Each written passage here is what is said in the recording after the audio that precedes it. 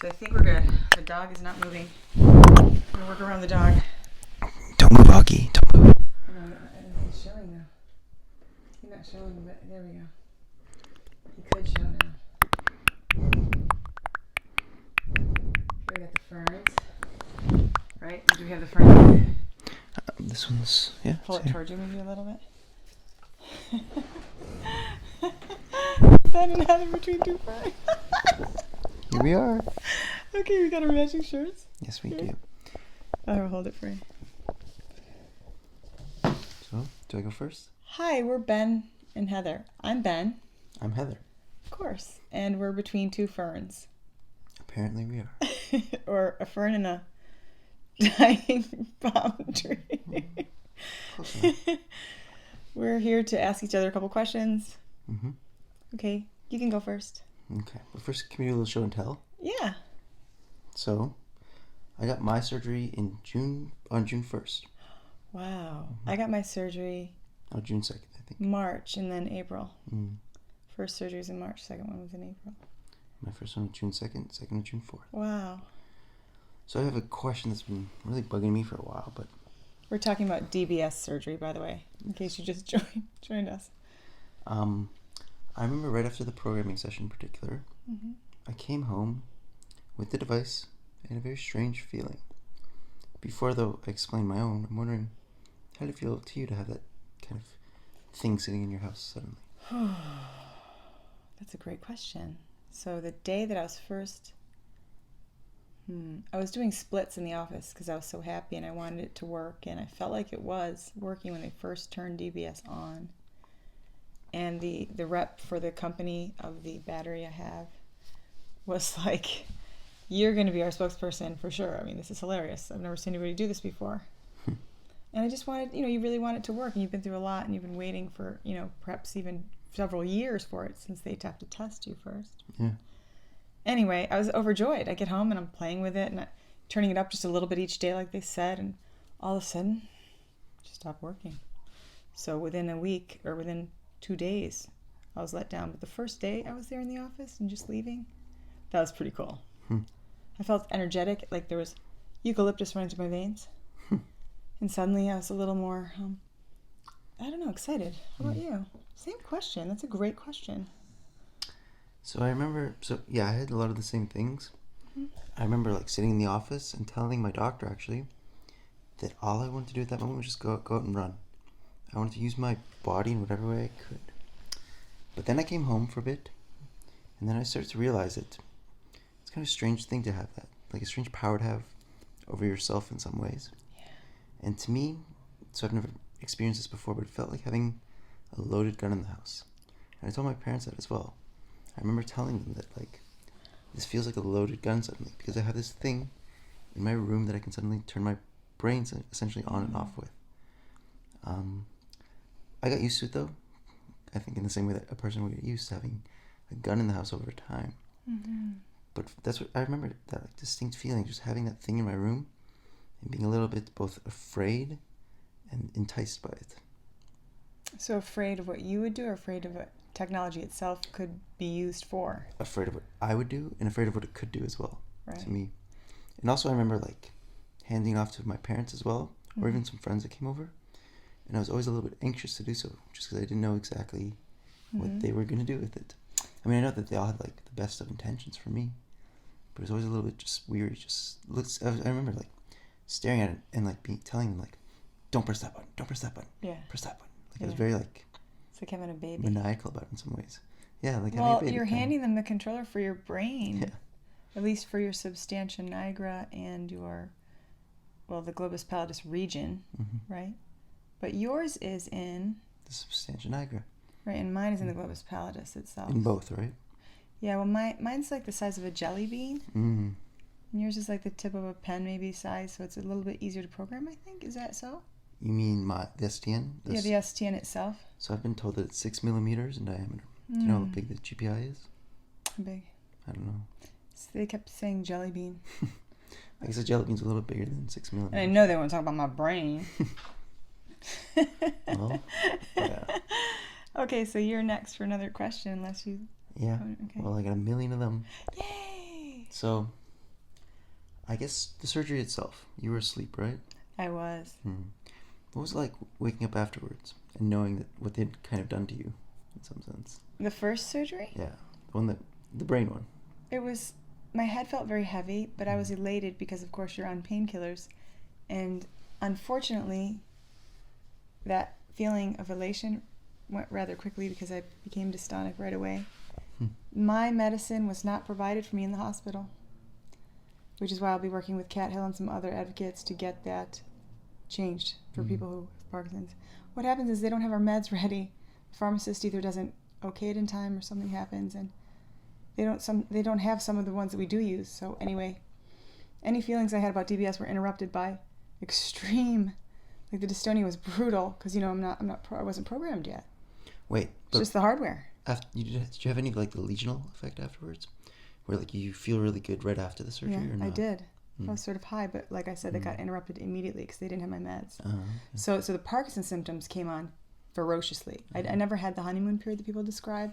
I never had that feeling that where you don't have Parkinson's for a minute or a day or a second or a month. I never got that because immediately I was without my meds for a whole day. So what about you? So I didn't have my meds either, but that lesional effect for me, that honeymoon period definitely kicked in. Oh, like good. Immediately as well, as soon as that surgery was over. A new life. And yeah, it felt like a new life immediately. It felt like this thing suddenly vanished. Oh man, I got gypped. But that also faded away at some point. And then I remember while it was fading away thinking, okay, so this is definitely not going to be a permanent thing, but maybe the programming will fix all these other problems as well. Because they told me at some point that you should expect a similar benefit from programming that you get from the other things. And totally paying attention to you. No problem. And that wasn't exactly true, though, unfortunately. I mean, it was and it wasn't, because like the day after the surgery, the whole day I felt great. I didn't have any on-off fluctuations at all. Wow. And yet, I can't even imagine that. Yeah. And then after programming, things were better for a while, and then they got a little bit worse, and then they got better and worse. It's been a hell of a ride ever since. But I think I'm still very happy that I did it all. Just because I know that like even now I'm turning off, so it definitely doesn't feel like turning off before the surgery either, where there's just that huge crash that you felt. Yeah, it's a slower progression down that mountain. Yeah, exactly. That makes a lot of sense, actually. It should be a slow progression. For example, I'm starting to go off right now, too, and just for anybody watching who just stepped in, when we say off and on times with Parkinson's, we mean, like, right now, my hands start to shake again. My voice kind of wavers. I might become a little twisted in the neck or the hands or the feet, and I'm slower, and I will pause between words. Can I ask, how does it affect you when you're off? A couple of things that you experience. When I'm off of my medication now? Like right now, you just said I'm going off a little bit, so I'm trying to explain to that. Like, let's say that there's someone in the audience who does not have Parkinson's. What do you mean by off? So when I'm off nowadays, what I experience is some tremor and some bradykinesia, where I'm stiff. Bradykinesia, slowness, and stiff movement. And a little bit of dystonia as well now as well. I hate that. Dystonia's awful. It's so mean. It is. What does it feel like to you? It feels like I'm being wrung out like a dish towel. To me, it's just in my hands and my feet, really. And you get that claw that you can't unclaw. Looks like this. It's like... Yeah. And then your hand kind of goes like... Yeah, it's so strange. It gets like contorted. So, just quickly, too, welcome to the United States from Canada, although you've been in the United States for a while. I'm speaking of the homeland. And after your surgery, you stayed with your folks? Yes. And what city are they in? Oh, well, you don't have to say that. No, it's okay. Toronto. Okay, cool. I wasn't sure who's going to be watching this or what we're supposed to... One time I gave someone's partial address without realizing it because in the UK, they have certain words like Rose Street or something, and I thought that this was sort of like it would say Rose Castle or Rose Cottage, and that's literally the name of only their home. I thought it was like just a term of endearment, like, what a Rose Cottage. Can I ask a question about this guy, though? Oh, yeah. In relation to Parkinson's? We're talking about Augie. He's on the floor, so come here, Augie. Come here. Augie, come here. Oh, there he goes. Here he is. So... How you want to say anything? Has your relation to him Or what does he notice that you've noticed in him? Or nothing at all? He always follows me more closely now. Mm. And a little bit more caring for you? very, like he'll make sure, he'll wait for me at the top of the stairs. Mm. If a friend wants to take my dog for a walk, he'll look back forlornly at me and wait for me to give him the signal to go. He's very on point. He just gets it. Does he get more now? Or before or after the surgery? After the surgery, especially because I'm starting to stutter and clutter and step differently now. Like, I really look like sometimes like Tim Conway on Carol Burnett's show now. So I get stuck and I won't be able to move. I'll show you who we're talking about here. This is Augie Mo. Taking a little nap on my foot right now. How you doing? Anything to tell us? Say hi. He's a good boy. Here, I'll let you hold this while I put this back. Mm-hmm. So,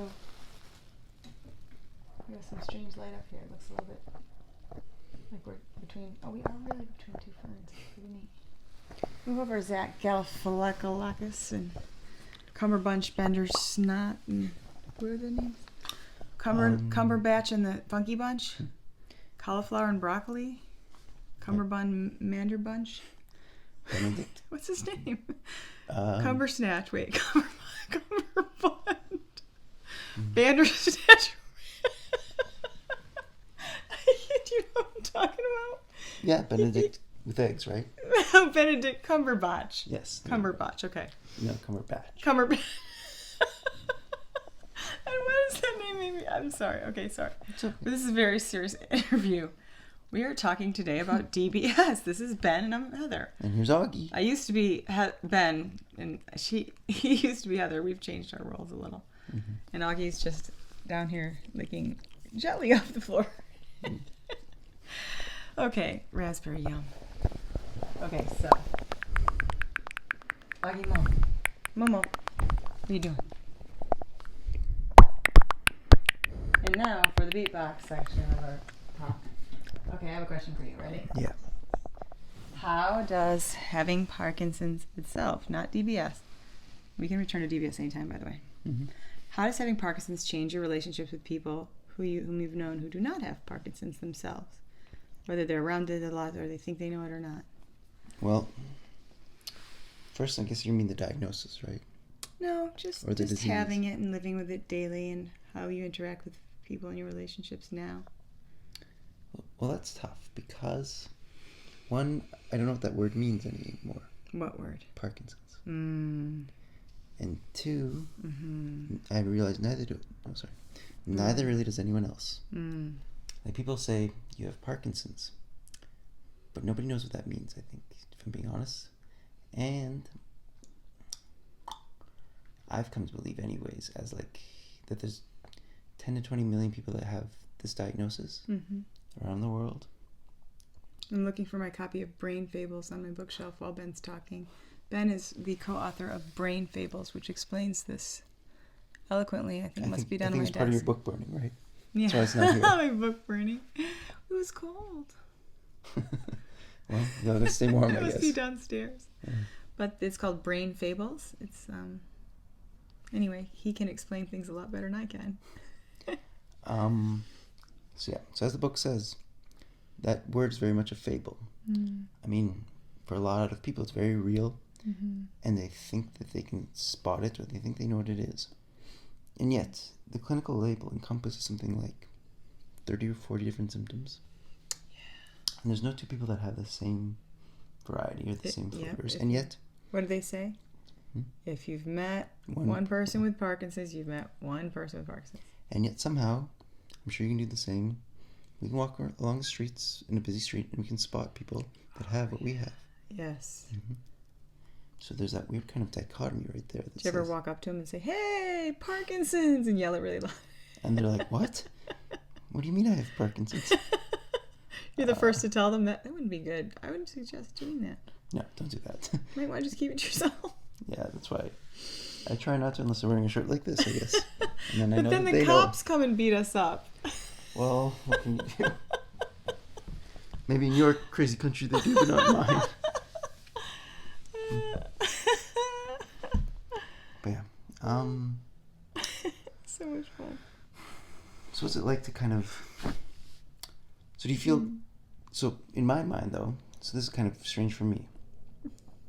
There's people with Parkinson's, and then there's people that have had DBS with Parkinson's. Do you feel now like you're part of an even more exclusive club than you were before? No, in fact, I've never liked the way people talk about DBS, like they're going to get their nails done. When are you getting your DBS? It's brain surgery. It's a very serious decision. It took me years to come to the conclusion. And the only reason that I finally did it when I did it is because my doctor was saying that the meds weren't being effective in controlling anything. And cool I was really wolf, by the suffering. way. I really like that Yeah, I thing. got that right before my brain surgery. And then... Give me a hold on. Thank you. Yeah, sure. Anyway, my doctor at my healthcare plan told me to get this, and he hasn't been working with me since because I don't know if you guys know this, but when you get DBS, you get switched over with people who are actually programming you, which is a different type of medicine than the actual neurologic stuff, right? So you see different people, and you have to explain your story each time. I didn't know my doctor was going to disappear for this time. This is when I need him the most. But they kind of shuffle you around. Yeah. I got a lot of books. I see there. John's book as John well. Stanford. Yeah, I've got all his books. I think anyone that that was still being published anyway. I have Can you order that one on Amazon? Which one? The one Coming to Terms? Yeah, I think so. I'll ask John. Can we get your book? Yeah, John, send me You a better copy, be watching please. this. Yeah, this is unedited, so maybe he won't, but we'll give him the details. Dropping the P-Bomb. I've got Emma Lawson's book there. So, can I ask, why has it been why have you not been able to find somebody that you can trust? Or somebody that you can I mean, I think it's an obvious question in some ways, but Yeah. because once I knew that I had DBS, the only reason why I was able to comfortably go forward with it is I knew who was going to be my programmer afterwards. Yeah. And I already had a very good relationship with him. Oh, yes. I didn't know my people. I've also... Sorry, go ahead. No, I trust that my programmers and the people that I'm now working with are doing the best they can. And I trust that they're very skilled. This is kind of a new device that I have. I don't want to say the name brand because I just don't want to do that right now. But the device itself, I think, is new to this particular programmer, maybe a little newer comparatively, because this programmer is seasoned, wonderful, like the person, completely great human being, and trust that they're, as educated as anybody. They're really one of the best. So if something is wrong because they haven't been able to program my system in the whole 6 months now, almost. They keep saying be patient. Sorry, I got a little off there, but It's okay. the question was no. Sounds like I forget what the question was. I think we were talking about white fragility, right? Oh yeah, white fragility, or smile at fear, or the pilgrimage, pure magic, shadow dance, Dropping the P. hit makers, So my next... porn industry. Oh, never mind. So what? I'm sorry. What? Just kidding. So my next question for you then would be the obvious one, the one I hate to answer, but I'm going to make you try and answer it anyways. If you were talking to yourself 10 years ago, what would you say? About Life. what? About life? Yeah. Say whatever you Man, want. slow and steady. Calm down. You don't know anything about the disease yet. Get off that whole trip about how you're just going to work out. Stop showing workout videos, you fool. And stop being so peppy. If I were you right now, I would wring my neck. Really? Oh my gosh. Well, with every new crop of Parkinson's patients, they come out with, my Parkinson's journey. And there's this whole thing about how, I'm sorry for anyone who uses the word. It really is a journey, I mean, to be fair. But, everybody has this thing where they, we're going to beat this because you're in the honeymoon stage for the first 5 or 6 years. Well, that actually brings me to something that we were just talking about as well. We all do it. Sorry. No, it's okay. It's okay. Joseph Campbell. Oh, I love Joseph Campbell. So do I. But I think he's put that idea of us all being on a journey. Yes, the hero's journey. Us being warriors. He did use a lot of boring language because he was referring to the mythology, like Zeus and the god of, Yeah. let's face it, he was using a lot of that. Persephone going to the underworld and a lot of Judeo-Christian stuff in there. BS. Yeah, some of it is. But I do like the idea of a metaphor or an analogy or even humor for things we can't explain. The worst things about life often are on comedy skits. Yes, Because the only way we can stomach them. Same thing with the other part of this, like the analogy or the metaphor or the parable. It's a nugget in there somewhere. Yeah, that's especially true of, I don't know what to call it, my people, kind of, the Jewish people. You're Jewish? Yes. So I think we only find relief through comedy and humor sometimes. And I find that very much true of myself as well. I love to laugh at things that I shouldn't be laughing at sometimes. Simply That because, humor? I mean, yeah, what else are you supposed to do? Laugh at a funeral, cry at a wedding. Exactly. There's a reason to cry at a wedding. Just kidding. Well, there is. But I know what you mean.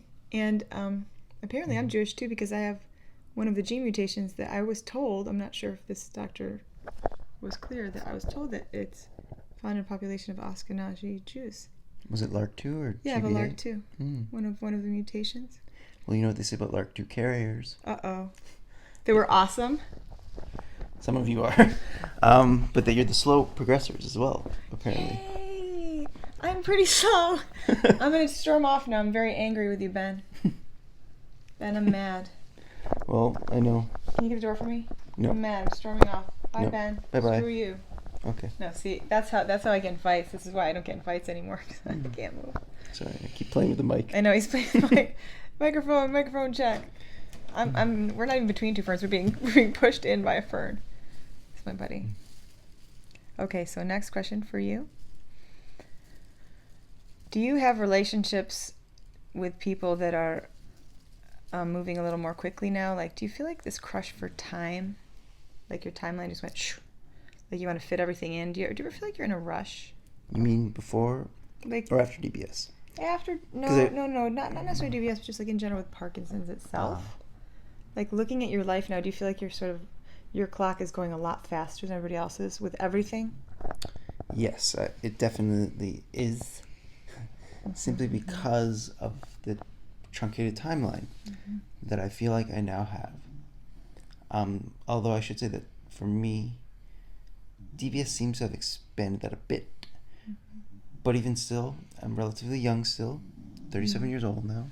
The dog snoring. And Yeah, I'm trying to move that, but it's okay. You are young. Yeah. You're 37? yeah, but I know I look very old. But 51. but there's a big but for me though as Okay, well. but I've also known, so it's kind of the double-edged sword of knowledge as well. I know a little bit too much about my future, I think, right now. I've seen too much. Yeah. I've studied too closely. Studying. I've spent time with a lot of people who are much more advanced than me as well. So in some sense, I've seen kind of what my future holds, and that's actually a big part of the reason why I talked with my doctor for a while about this program that we have up in Canada called MAID. I don't know if you want to get into that kind of discussion. I need a but, maid. Not that kind of a MAID. I want to be made. Are you sure? Wait, what's made? Medical assistance in dying. Oh, I think I have one of those somewhere in the closet, but the person that signed it doesn't like me, so I better change it quickly. Oh, really? They You have might come over here with a syringe. Do they have it here in California though? Yeah, it's like it's basically like saying, go ahead and pull the ripcord. But also, I would like you to be the one to do it. Me? No, not I you. get to Just do it. what I said to the person that signed Where is it again? Don't worry. I have a special once-in-a-lifetime opportunity for you. Do you hate my guts? I've got something just for you. It's like a gun. Sign here and you can just... See you later, Heather. We have a strange sense of humor. We were just talking about this. So the dog is snoring. It's not us. Actually, we can't see the dog in the frame. So this You got a cool watch too. is awesome. Oh, thank you, TJ Maxx. You need a I'm a watch. hunter. I always look for that little bargain shopper. Okay, so another question for you. What do you think the difference is between Americans with Parkinson's and Americans with DBS? These are two separate things, I guess. And then Europeans or Canadians or other countries with the attitude towards both of those or either of those. Can you name a couple? Go ahead and let it rip. We deserve it. America. We deserve it. I would say that in general, Americans love hyperbole. What'd you call me? This is the pizza in the world. It's the best hamburger I've ever tasted, kind of thing. Yep. That's true. But that, I don't know, that does something, I think, to people as well. But I think actually more interesting than the difference between Americans and Canadians, Europeans, is the difference between the East and the West, more generally. Asians and Europeans, I think, or people of European ancestry. Well, let me ask you first, I guess. Yeah. You've been to Japan. Yes. We were in Japan together Yes. at a point. That was fun. How did you see people there? Oh. What do you remember from that time? And culturally, again, how do you think the people with Parkinson's differed from the people with Parkinson's here? Parkinson's is shamed there, I find, and I could be wrong. I remember I went in there as a tourist. I don't know anything about Japan.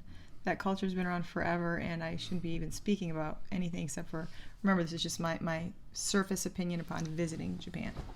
But I do find that the maybe because it's such a modest society anyway, but the people who had it wanted to hide it. They were ashamed and afraid to talk about it. And in speaking with their carers or spouses, I did notice that they would say, "Yeah, we don't mention it to anybody. Like it's something like if you have Parkinson's here, there's something wrong with your. It's like a mark on your family genetics, which makes you seem weak or something." I couldn't really understand what she was getting at, but the philosophy is very different. In America, we're kind of like, "Hey, look at me! I've overcome this obstacle. I'm amazing. I'm a warrior." We will tell everybody who will listen, and we're also kind of like quick out of the gate. I don't feel like I do enough research. I'm just going to speak for myself, not all Americans. Now I have to switch over. You can. And so I'm kind of bombastic and very creative, and I'm almost obnoxious about it, whereas I find like people in Europe are a little more subtle, and they're very clever. I have a great friend named Gaynor who is hilarious. She never really answers a question. I'll be like, "Hey, so what do you think about this or that?" And she's like, "Oh, you want to know what I think about this or that?" Like everything, she answers the question with a question. She's so funny. I just adore her. Anyway, I can't speak for all of the countries, but Japan was a trip. I couldn't find gluten-free food, and no one would ever really say no. Apparently there's no word for like just no, like go away. They're so polite that they would say, "No, they didn't say no, they say, I don't think so. You know, it's not on here. Why don't you check over there?" They kind of point vaguely in another direction. I'm like, there wasn't even a restaurant in that direction. I couldn't, it was just very, and I noticed, like, even if you're against somebody on the subway like this or on the trains, in Japan, they will not, there's no eye contact, there's no interaction, because that's the only place you can get privacy is to just kind of go inside, because it's so packed. Yeah. Did you notice that part? Yeah, I did. You're well traveled, though. I remember, though, the word advocacy itself is kind of frowned upon in the East, or in the Orient, I should say, because simply... Like, I don't need help. I don't need help, and I don't want to be a bother to anyone either. Like, they all want to have everything on their own shoulders, kind of. Yeah. And they don't want to try to disrupt the system like in any way. Like a pride. Yeah. And also the system is what it is there. And to try and like go against it or to break it means that you're the weird one, or you're like the far out there one. Right, you don't want to stand out.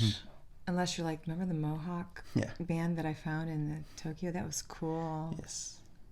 They were standing out. They were, indeed. Why is that frowned upon, the individualist there? That's part of the reason we have trouble in America. Everybody wants to be an individual and stand out and make their mark and be a renegade. It's ridiculous. Yeah, but well, Japan is a little bit different for me, though, because my opinions of that whole part of the world are colored by China more than anything.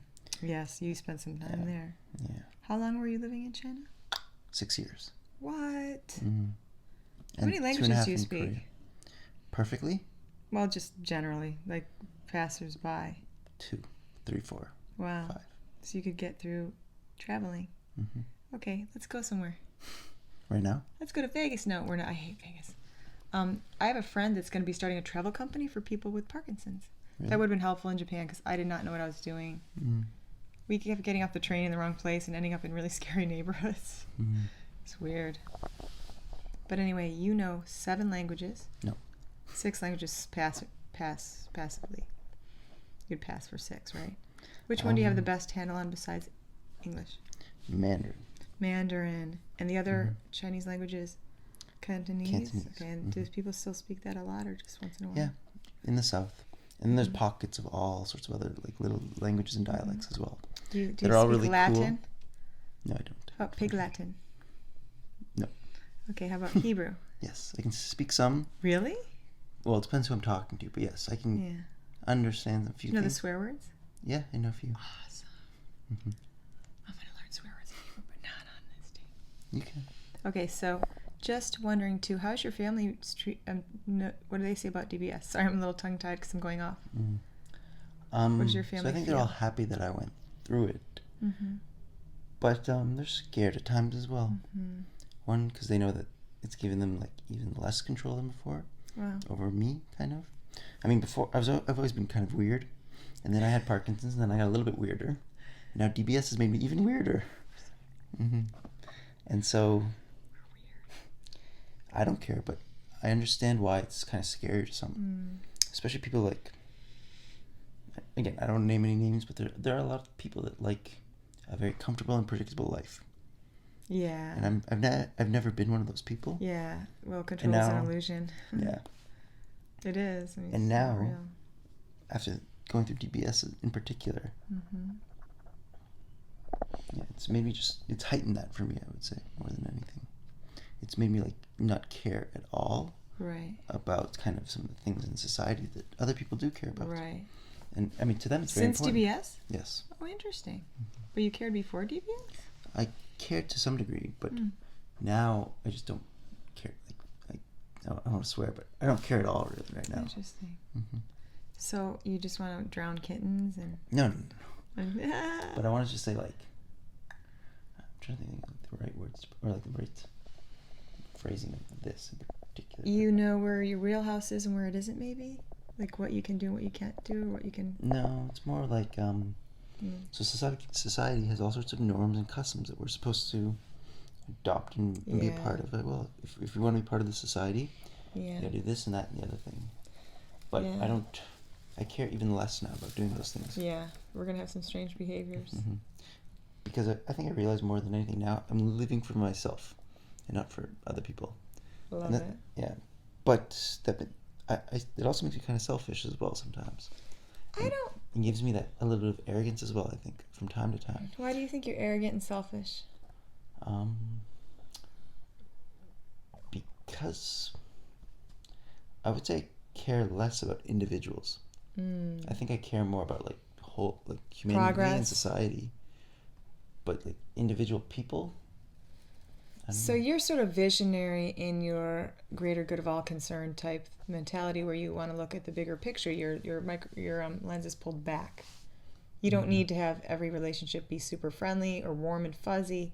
You want to get right to the point, exchange information, and make progress for that information in research and data. Yeah. Primarily, I mean, especially in the Parkinson's community, like you don't need to be like the popular kid and like know everybody and everybody like you. That's not your thing. No.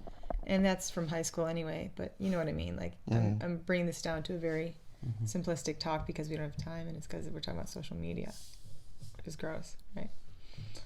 Social media is so affected, and it's curated.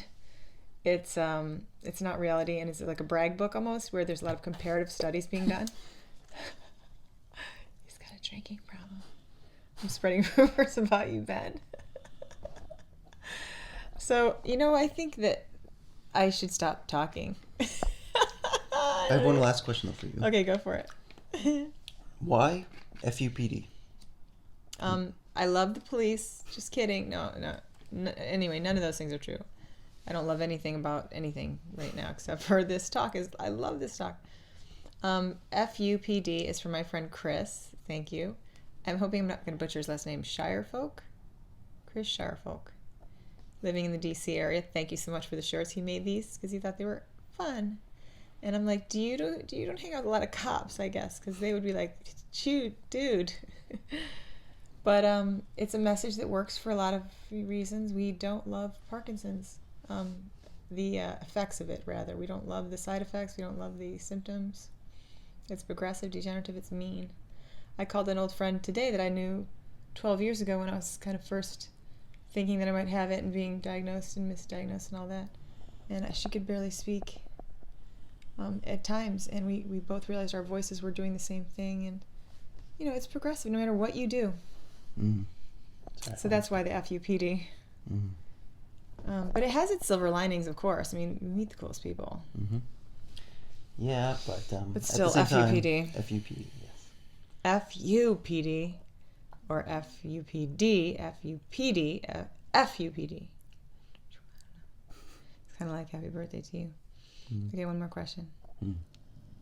For people thinking about getting DBS, at what Don't point... do it. Sorry. Keep going. How do you know when to get it? Like, how do you know? What stage should you be in? Should you get it earlier, later? What's the jury on that one for you?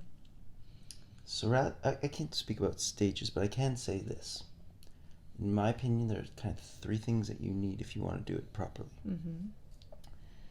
One is you have to have a good surgeon, obviously. You have to have somebody who knows what they're doing and how to put it in the right place.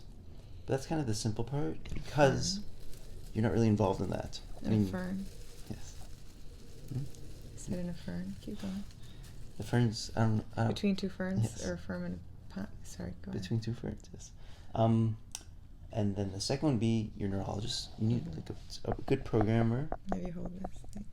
You also need somebody who can like really take the time to get to know you, kind of. So that's where I feel very, very fortunate, very lucky, because I have a doctor Yes. who takes the time for me and who took the time in the past to get to know me as well. Thank you. It's okay, I got it. It's too shaky for you. So this doctor, how long ago did you meet the doctor? Hold on, before I get there though, Okay. because there's 3 pillars. So you need a good surgeon, a good doctor, and then a good family environment as well. Because if you don't have that third piece of it, I'd say don't do DBS unless you can really have a family environment that you can come home to afterwards, and have people who can help you and support you if you need. Yeah, you cannot do this alone. No, nobody can. I had someone fly out and take care of me for the week even, so I didn't have to be alone for years. Yeah. What was your question again? Oh. Doctor? What's the meaning of life?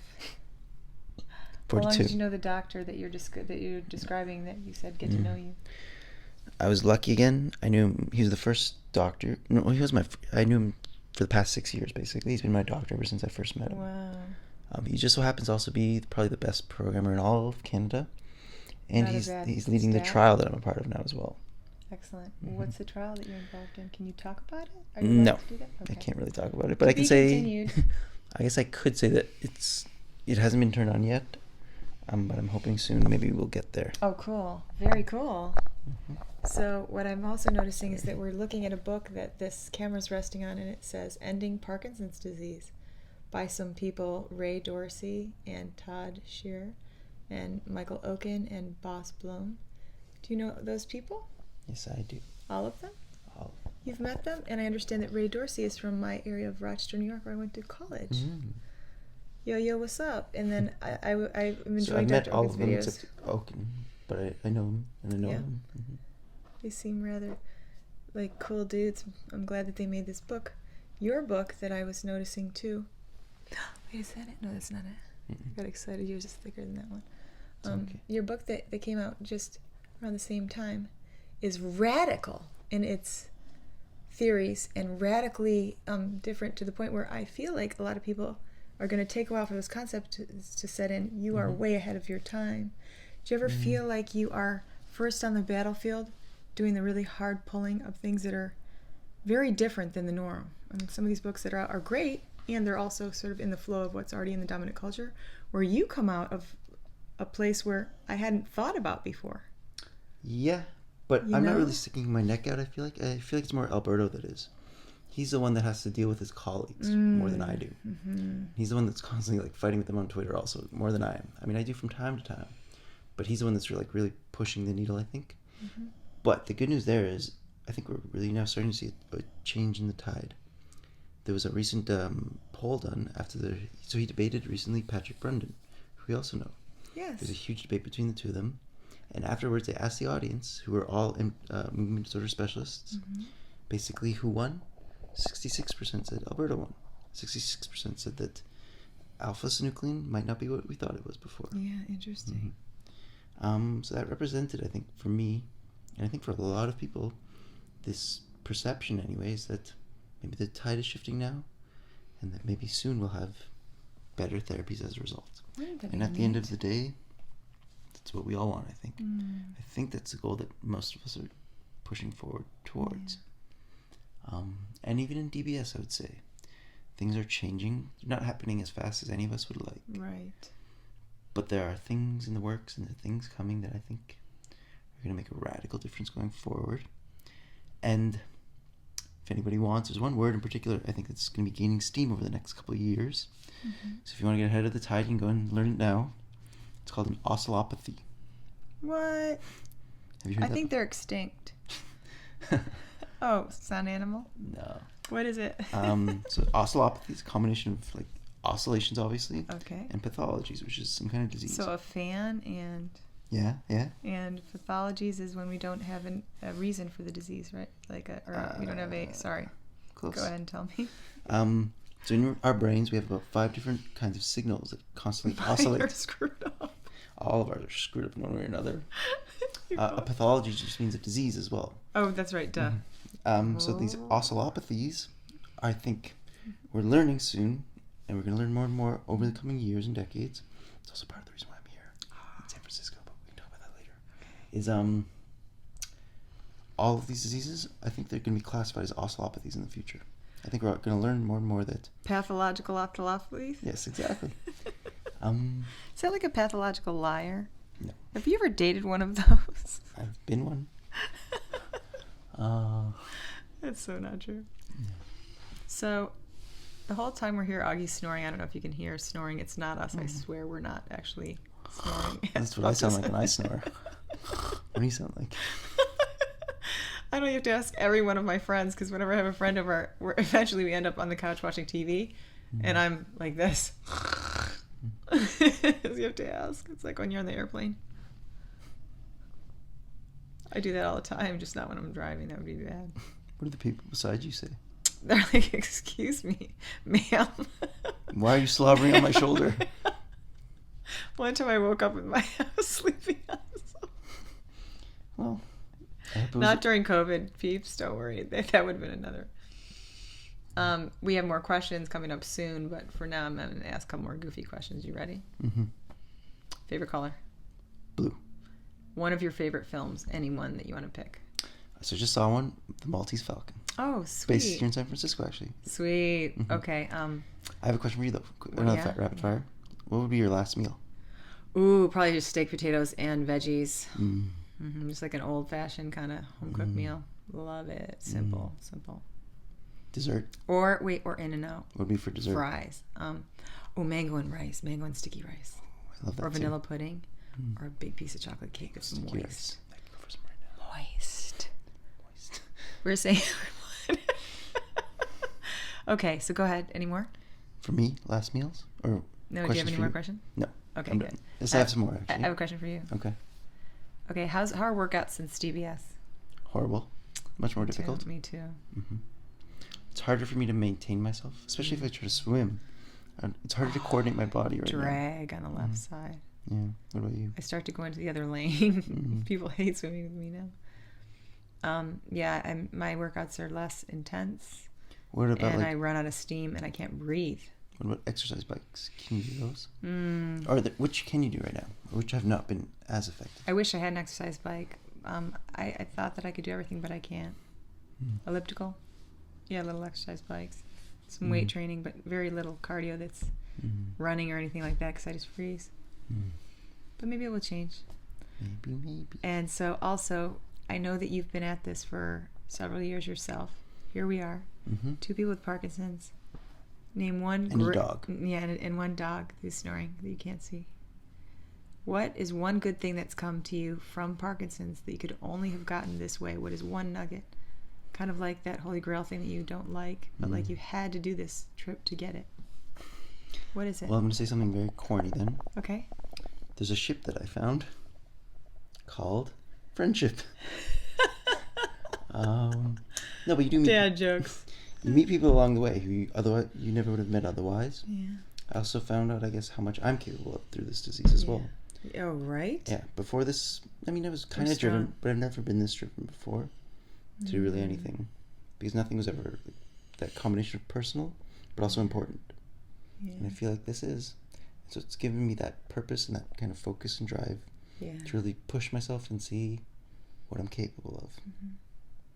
And I think I'm capable of more than I thought before now. I think I'm going to go with humility. Mm. Like now, and also I'm not as angry because before the old me, when I would see somebody doing something or if I was hurt by someone, I'd be like, why did they do that to me? Yeah. Now I think, oh, they're having pain. Mm. Because I know what it's like to lose all your coping mechanisms and be in a lot of pain in your life and not be very reactive, you know, instead of responsive. Like I can get very reactive when I'm not being humble. Also, it reminds me that I don't know anything about anybody because you can't see all the side effects and symptoms of Parkinson's. Mm-hmm. Many of them are called non-motor symptoms that can't be seen by other people. So when I look at someone now and they're behaving a certain way, I never try to guess. You know, like I don't pathologize them or... Would you have before? Yeah, probably. I would have judged. I had no idea what suffering was. Yeah, that's true. And I don't blame people when they don't understand Parkinson's either because I'm still learning. You have to get a PhD just to start learning about this. That's just like the bottom rung of it. I've talked to some new Parkinson's patients and some of them are incredibly compassionate and empathic and they really get it, even if they don't know the science yet, which I don't either. Mm-hmm. But some of them just don't know yet, and so they'll say things that are kind of interesting, and I wonder if I was like that. I guess we'll find out soon enough what's going to happen. So what would be your kind of message then to the next generation of people who are going to get diagnosed? Because that's going to happen inevitably. Right. And I mean people who maybe not have yet even been diagnosed themselves or who suspect it right now. Yeah. Because there's people that are going to be starting this journey now, today, tomorrow, and every day that we know of. What would you tell them if you're in the room? Find the oldest, most mature Parkinson's patient you can, and find the oldest and most mature as in like they've done the work, they know a lot about it, they have a lot to share, and they're not afraid to tell you the ruthless honesty about the sitch, or if they're really smart, like with science and research and stuff.